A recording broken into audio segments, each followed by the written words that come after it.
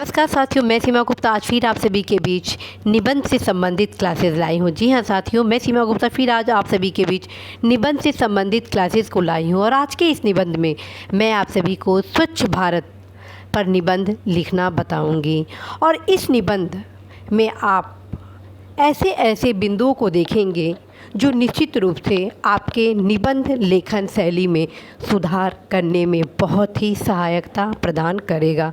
साथियों, मेरे द्वारा यह जो निबंध स्वच्छ भारत पर आप लेना है वह किसी भी प्रकार से स्वच्छता से संबंधित निबंध में पूछा जाता है तो अवश्य आप इसी प्रारूप में स्वच्छ भारत के निबंध पर आप इस निबंध को लिखेंगे। और आइए आरंभ करते हैं स्वच्छ भारत खुशहाल भारत पर निबंध। तो आप देख रहे हैं कि मैंने शुरुआत किस प्रकार से किया है। मैं स्टार्ट की हूँ, आज चारों ओर स्वच्छ भारत का नारा गुंजायमान है।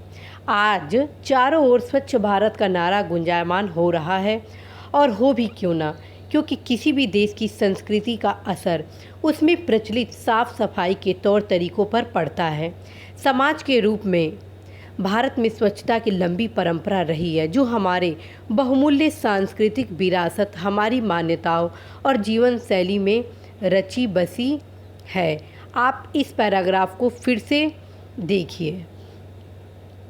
इसमें स्टार्ट की हूँ, भारत में स्वच्छता की जो परंपरा है उससे मैं आरंभ की हूँ, अर्थात आज चारों, और साथ में ये भी बताई हूँ कि आज वर्तमान में क्या स्थिति है। तो यहाँ से स्टार्ट हो रहा है, आज चारों ओर स्वच्छ भारत का नारा गुंजायमान हो रहा है, अर्थात इस निबंध में मैंने वर्तमान परिदृश्य को भी दिखाई हूँ। दूसरे लाइन से स्टार्ट की हूँ कि और हो भी क्यों ना, क्योंकि किसी भी देश की संस्कृति का असर उसमें प्रचलित साफ सफाई के तौर तरीके पर पड़ता है।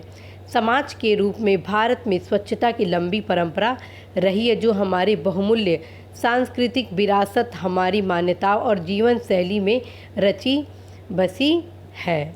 अब अगले पैराग्राफ में मैं अपने भारत की सांस्कृतिक विरासत स्वच्छता के संबंध में यहाँ पर दर्शित की हूँ और आगे निबंध को बढ़ाते हुए लिखी हूँ।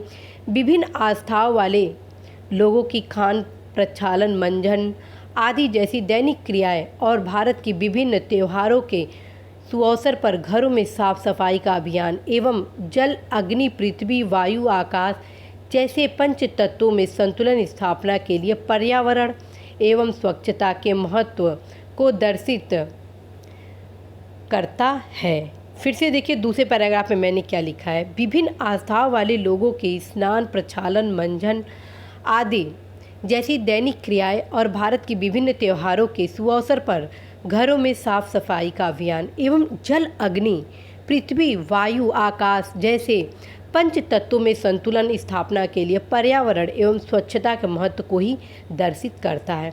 अब मैं आगे वर्तमान परिदृश्य को प्रस्तुत की हूँ।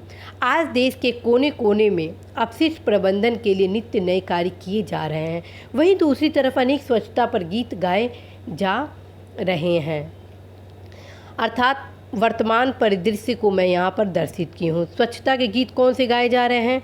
ये मेरा देश है महान, ये मेरी जान है, आओ मिलकर बनाए देश को स्वच्छ बनाए। साथियों, आपको बताओ कि यह गीत मेरे द्वारा रचित है कि ये मेरा देश है महान, ये मेरी जान है, आओ मिलकर बनाए देश को स्वच्छ बनाए। तो इस प्रकार से मैं अपने ही गीत को कि कुछ लाइन यहाँ पर मैं निबंध में डाल दी हूँ। इससे ये मैसेज जाए ताकि एग्जामिनर को कि जो भी निबंध में लिखा गया है वह वास्तविक धरातल को देखते हुए प्रस्तुत किया गया है। इससे आपके व्यक्तित्व का जो परीक्षण निबंध के माध्यम से किया जाता है उसका परीक्षण सटीक दृष्टिकोण से होता है। अब आइए देखिए, हम आपको पहले ही बता चुके हैं कि निबंध में भारत सरकार और राज्य सरकार द्वारा जो प्रयास किए जा रहे हैं उसको भी आप निबंध में ज़रूर लिखेंगे। तो अब इसमें मैं भारत सरकार और राज्य सरकार के प्रयास को भी मैं लिखी हूँ कि भारत सरकार एवं राज्य सरकार द्वारा तमाम जन आंदोलन की भांति अद्भुत कार्यक्रम चलाए जा रहे हैं। सभी स्तरों पर और सभी तरह के अपशिष्ट प्रबंधन, जलाशयों को पुनर्जीवित करने, चिर स्थायी अस्तित्व वाले गांव, शहरों और सार्वजनिक स्थानों के विकास के लिए कार्य किए जा रहे हैं।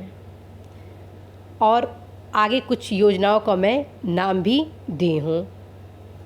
स्वच्छ भारत मिशन, जल शक्ति अभियान, एकल उपयोग प्लास्टिक पर प्रतिबंध, लोक नीति, कानूनी एवं संवैधानिक प्रावधानों के साथ साथ गाँव को स्वच्छ भारत अभियान का मूल मानने की नीति ने स्वच्छ भारत के सपने में मील का पत्थर साबित हुआ है।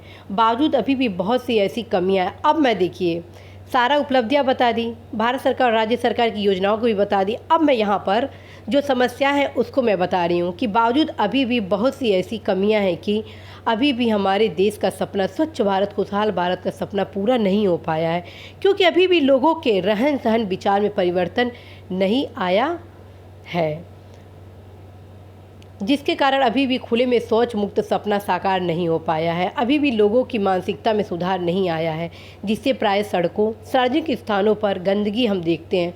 गंदगी, स्वच्छता के कारण आज भी अनेक बीमारियों का प्रसार हम देख रहे हैं।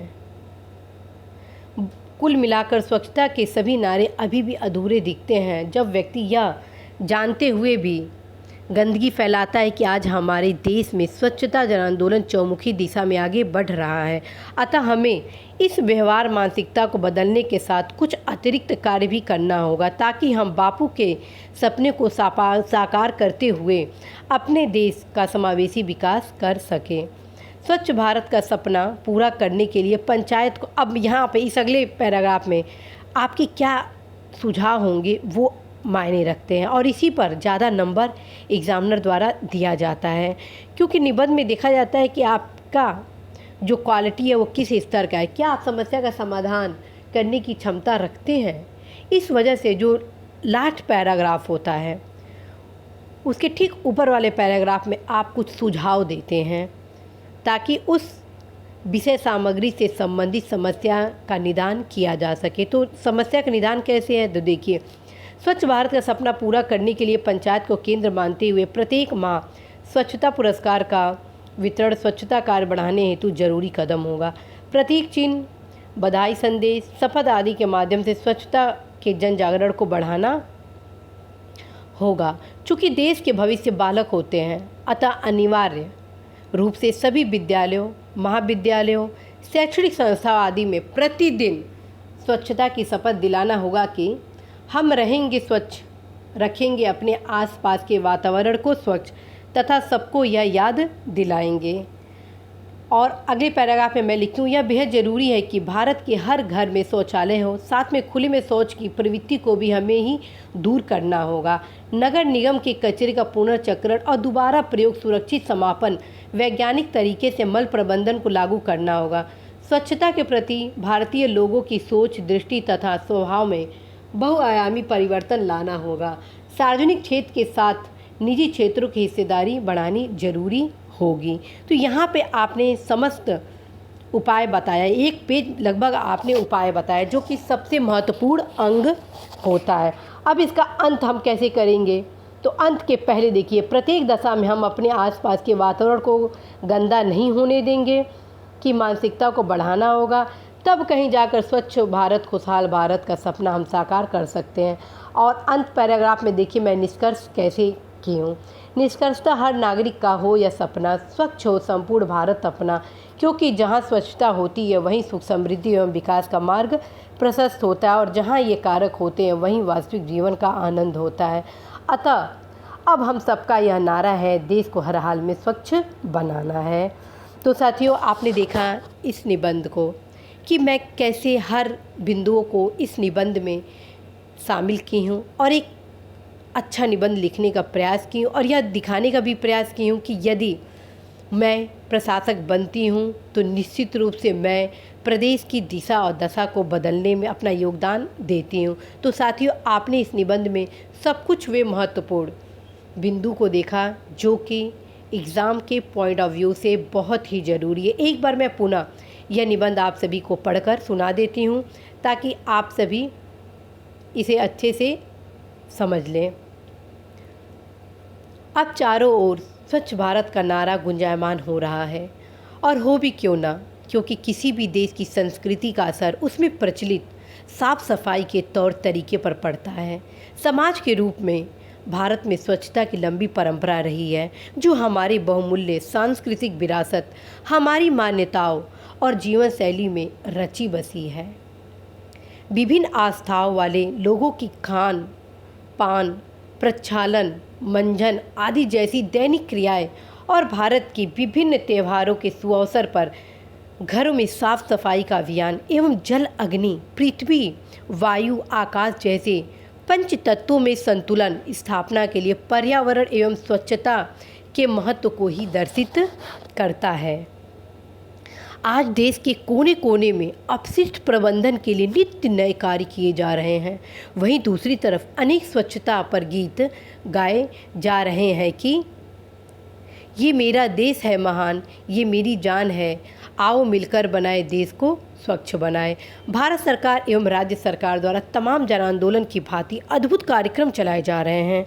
सभी स्तरों पर और सभी तरह के अपशिष्ट प्रबंधन, जलाशयों के पुनर्जीवित करने, चिर स्थायी अस्तित्व वाले गांव, शहरों और सार्वजनिक स्थानों के विकास के लिए कार्य किए जा रहे हैं।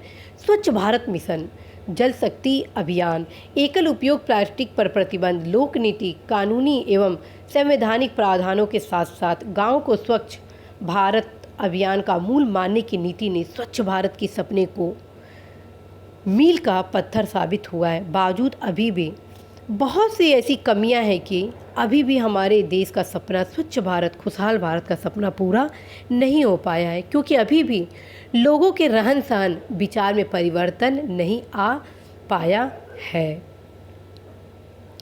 जिसके कारण अभी भी खुले में शौच मुक्त सपना साकार नहीं हो पाया है। अभी भी लोगों की मानसिकता में सुधार नहीं आया है, जिससे प्राय सड़कों, सार्वजनिक स्थानों पर गंदगी हम देखते हैं। गंदगी, स्वच्छता के कारण आज भी अनेक बीमारियों का प्रसार हम देख रहे हैं।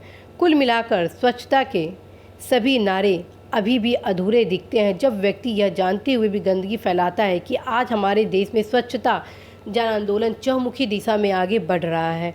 अतः हमें इस व्यवहार मानसिकता को बदलने के साथ कुछ अतिरिक्त कार्य भी करना होगा, ताकि हम बापू के सपने को साकार करते हुए अपने देश का समावेशी विकास कर सकें। स्वच्छ भारत का सपना पूरा करने के लिए पंचायत को केंद्र मानते हुए प्रत्येक माह स्वच्छता पुरस्कार का वितरण स्वच्छता कार्य बढ़ाने हेतु जरूरी कदम होगा। प्रतीक चिन्ह, बधाई संदेश, शपथ आदि के माध्यम से स्वच्छता के जन जागरण को बढ़ाना होगा। चूँकि देश के भविष्य बालक होते हैं, अतः अनिवार्य रूप से सभी विद्यालयों, महाविद्यालयों, शैक्षणिक संस्थाओं आदि में प्रतिदिन स्वच्छता की शपथ दिलाना होगा कि हम रहेंगे स्वच्छ, हम रहेंगे स्वच्छ, रखेंगे अपने आसपास के वातावरण को स्वच्छ तथा सबको यह याद दिलाएंगे। यह बेहद ज़रूरी है कि भारत के हर घर में शौचालय हो। साथ में खुले में शौच की प्रवृत्ति को भी हमें ही दूर करना होगा। नगर निगम के कचरे का पुनर्चक्रण और दोबारा प्रयोग, सुरक्षित समापन, वैज्ञानिक तरीके से मल प्रबंधन को लागू करना होगा। स्वच्छता के प्रति भारतीय लोगों की सोच, दृष्टि तथा स्वभाव में बहुआयामी परिवर्तन लाना होगा। सार्वजनिक क्षेत्र के साथ निजी क्षेत्र की हिस्सेदारी बढ़ानी होगी। प्रत्येक दशा में हम अपने आसपास के वातावरण को गंदा नहीं होने देंगे की मानसिकता को बढ़ाना होगा। तब कहीं जाकर स्वच्छ भारत, खुशहाल भारत का सपना हम साकार कर सकते हैं। निष्कर्षतः हर नागरिक का हो यह सपना, स्वच्छ हो संपूर्ण भारत अपना, क्योंकि जहाँ स्वच्छता होती है वहीं सुख, समृद्धि एवं विकास का मार्ग प्रशस्त होता है, और जहाँ ये कारक होते हैं वहीं वास्तविक जीवन का आनंद होता है। अतः अब हम सबका यह नारा है, देश को हर हाल में स्वच्छ बनाना है, देश को हर हाल में स्वच्छ बनाना है। जी हाँ साथियों, तो आपने देखा कि किस प्रकार स्वच्छ भारत, खुशहाल भारत पर मेरे द्वारा इस निबंध को आप सभी के सामने लाया गया, और कैसे स्वच्छ भारत, खुशहाल भारत के सपना को साकार करने की जन जागरण को आगे बढ़ाया गया। तो साथियों, अवश्य इस निबंध को आप लिखिए, और आगामी आने वाले क्लास में आपको फिर एक नया निबंध आप सभी के बीच लाया जाना है, जो कि परीक्षा के दृष्टिकोण से अत्यंत महत्वपूर्ण है। तो साथियों, इसी क्लास के साथ मैं सीमा गुप्ता आज आप सभी से विदा लेती हूँ। नमस्कार।